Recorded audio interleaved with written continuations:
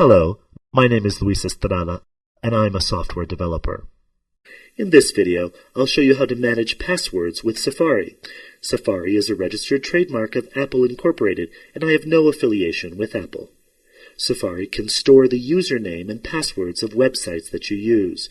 For example, in this website, I will provide a username and password to log in. Safari then asks whether I want to store this information. I will press OK. This functionality saves you some time if you visit a site frequently, and if you have many accounts on different websites, then you don't have to remember the login information for each one. However, if you share your computer with other people, generally it's a bad idea to have Safari or other browsers store your usernames and passwords. To delete passwords, select Edit, Preferences, then Autofill Options. If you select the username and passwords option, Safari will autofill those fields whenever you access a login page of a determined website.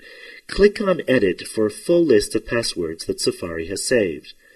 In the left column is the website that asks for the login information, and in the right, the username associated to an account on that site. As you can see, there is no column for the password field, which for security reasons is not displayed. However, it is stored. Select any of the usernames and press the Delete button. Or select Delete All.